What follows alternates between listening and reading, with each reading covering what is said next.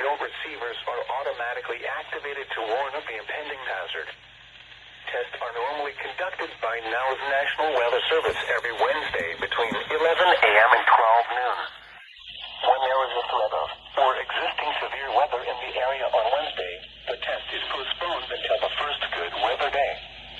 Reception of this broadcast and the warning alarm will vary from place to place. This variability, normally more noticeable at greater distances from the transmitter, will occur even though you are using a good quality receiver in perfect working order.